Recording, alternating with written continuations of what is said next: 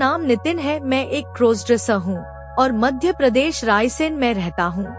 मेरी उम्र 18 साल है। मेरी फैमिली में सभी लोग हैं, मम्मी पापा दादी चाचा चाची और मैं फर्स्ट ईयर में हूँ।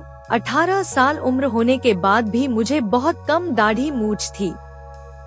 मुझे बचपन से ही sari blouse suit salwar nightie पहना अच्छा लगता है, मेकअप करना अच्छा लगता है। जब कभी मम्मी पापा कहीं बाहर जाते थे तो कमरे में अकेला रहता था तो मेरी मम्मी की साड़ी ब्लाउज पहन लिया करता था। मेरी मम्मी का शरीर मेरे जितना होने के कारण उनके ब्लाउज मुझे थोड़े से टाइट होते थे, लेकिन मुझे आसानी से आ जाते थे। उम्र बढ़ने के साथ साथ क्रॉस ड्रेसिंग की आदत भी बढ़ती है। एक बार पापा मम्मी दादी चाचा 4-5 दिन के लिए एक शादी में गए थे। घर में और चाची अकेले बचे थे और सभी के घर से जाने के 2 घंटे देर बाद चाची मुझे से बोली कि नितिन, मैं पड़ोस की एक आंटी के साथ मंदिर घूमने के लिए जा रही हूँ, मैं शाम तक आऊंगी, तुम घर पर ही रहना। इतना सुनने के बाद मेरी खुशी का कोई ठिकाना नहीं था। फिर मैं बोला ठीक है। थोड़ी देर के बाद चाची पीली साड़ी पहनकर घूमने के लिए चली गई। चाची के घर से जाने के थोड़ी देर बाद में चाची के कमरे में गया। जाकर देखा तो कमरे में चाची की कुछ पुरानी साड़ी ब्लाउज सूट सलवार टंगे हुए थे। मैं उन कपड़ों को देखकर थोड़ा सा मायूस हो गया और मैं बेड पर जाके बैठ गया। फिर मैंने सोचा कि एक बार अलमारी को खोल कर देखता, उसमें ताला नहीं डाला था। चाची थोड़ी मॉडल जमाने की थी तो चाची के नए पैटर्न की एक से एक sari blouse suit salwar nightie राखी हुई थी। मैं देखकर बहुत ही ज्यादा खुश हो गया। फिर मैंने एक हरे कलर की बनारसी साड़ी निकाली, उसी साड़ी के मैच का ब्लाउज और पेटीकोट निकाल लिया। फिर मैंने चाची की ब्रा और पेटी निकाली। ब्रा और पेटी लाल कलर की थी। इसके बाद मेरे कपड़े उतार कर चाची की ब्रा और पैंटी पहन ली।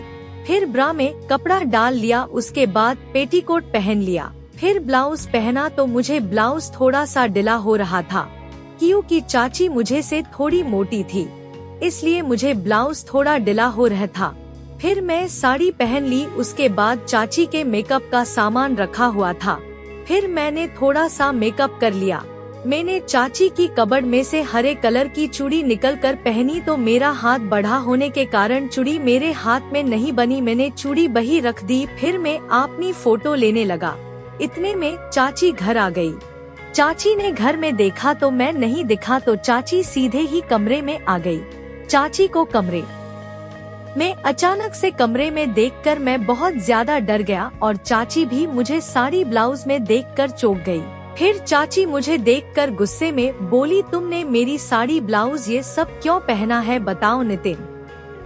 मैं डर के मारे कुछ बोल नहीं पा रहा था। चाची ने दोबारा पूछा। फिर मैं दबी आवाज में बोला कि मुझे साड़ी ब्लाउज सूट सलवार पहना अच्छा लगता है। फिर चाची हंसते हुए बोली कि नितिन डरो मत, मैं किसी से नहीं बोलूंगी। फिर मुझे थोड़ी सी राहत मिली। चाची बोली कि नितिन, मैं एक बात बताऊं कि मुझे भी लड़कों के कपड़े पहनना अच्छा लगता है। मैं बोला कि सही में? चाची बोली हाँ, कि तुम एक बार एक शर्ट लाए थे, तुम मुझे दिखा रहे थे और मैंने उस शर्ट को पहनकर बोला था कि मुझे लड़कों के कपड़े पहनना अच्छा लगता है। मैं शादी के पहले मेरे भाई के कपड़े पहन लिया करती थी, शादी के बाद मैं लड़कों के कपड़े पहन ही नहीं पाती हूँ। लेकिन अब में तुमने मेरी साड़ी ब्लाउज पहने हैं तो अब मैं भी तुम्हारे कपड़े पहनूंगी और आज से तुमको अकेले में मेरे जो भी कपड़े पहनने हो तुम पहन सकते हो। मैं बोला ठीक है चाची। सिलाई मशीन चली रही थी तो मैं चाची से बोला, चाची ये ब्लाउज मुझे ढीला हो रहा है, इसको टाइट कर दो। चाची ने ब्लाउज उतार कर ब्लाउज को टाइट कर दिया और मुझे पहना दिया। मैंने जल्दी जल्दी में साड़ी पहनी थी तो अच्छे से नहीं पहन पाया था, तो चाची ने साड़ी को उतार कर मुझे दोबारा से पहना दी और मेकअप को साफ करके दोबारा से मेकअप किया और हाथों में नेल पॉलिश लगाया और मुझे हार, मंगल सूत्र, कानों में झुमके। मेरा एक कान छिदा हुआ था लेकिन दूसरा कान नहीं छिदा था, तो चाची ने दूसरे कान को भी छेद दिया और दोनों कानों में झुमके पहना दिए। नाक में बिना नाक छिदने वाली नाथ पहना दी, पैरों में पायल पहना। कमर में कमरबंद पहना दिया। मेरा हाथ बड़ा होने के कारण मेरे हाथ में चूड़ी नहीं पहनाई थी। चूड़ी और बालों की वजह से लड़की बनने में थोड़ी सी कमी लग रही थी। फिर चाची बोली, चलो अब तुम पूरे लड़की बन चुके हो तो अब तुम्हारा नाम नीतू है। मैं नाम सुनकर शर्मा गया। अब तुमको मैंने लड़की बना दिया है। अब नीतू तुम्हारी बारी, अपने कमरे से तुम्हारे कपड़े लेकर आओ। मैं मेरे कमरे में गया और मेरी व्हाइट कलर की शर्ट और काले कलर का पेट ले आया और चाची को दे दी। चाची ने पेंट शर्ट लेकर अपनी साड़ी उतारने लगी। चाची ने फिर ब्लाउज और पेटीकोट भी उतार दिया और चाची मेरे सामने खड़ी थी। मुझे शर्मा आ रही थी। चाची बोली, नीतू तुम शर्माओ मत, आज से हम दोनों दोस्त हैं। फिर मैंने चाची तरफ देखा तो चाची ने काले कलर की ब्रा और पैंटी पहनी थी। मैं चाची को देख उत्तेजित हो गया। मैंने मेरी उत्तेजना को शांत किया। चाची फिर मेरी दी हुई शर्ट और पेट को चाची ने पहन लिया। फिर चाची ने अपना मेकअप लड़कों जैसा कर लिया। फिर चाची ने मुझसे बोली कि नीतू आज खाना तुम बनाओगी और आज मैं लड़कों जैसे आराम करूंगी। फिर मुझे खाना वाना आता था। मैं किचन में जाकर खाने बनाने लगा। मैं पहली बार औरत बनकर खाना बना रहा था तो खाना बनते समय चूड़ी आवाज कर रही थी। मुझे बहुत अच्छा लग रहा था। शाम का खाना बनाकर हम दोनों ने खाना खाया। खाना खाने के बाद हम दोनों सोने के लिए चाची के कमरे में चले गए। सोते समय चाची ने एक लाल कलर की साटन की नाइटी दी और मुझसे बोली कि यो नाइटी पहन लो, साड़ी में तुमसे सोते नहीं बनेगा। मैंने साड़ी उतार कर नाइटी पहनी। नाइटी मैंने पहली बार पहनी थी। नाइटी पहनने का एहसास अलग ही था। फिर चाची और मैं एक साथ सो गए। सुबह मेरी नींद जल्दी खुल गई। मैं जाकर मुंह धोया। मुंह धोकर मैं किचन में चला गया। चाय और नाश्ता बनाने लगा। चाय और नाश्ता बनाकर चाची को जगाया। चाची जगकर मुंह धोया और मेरे पास आई। फिर मैंने और चाची ने चाय और नाश्ता किया।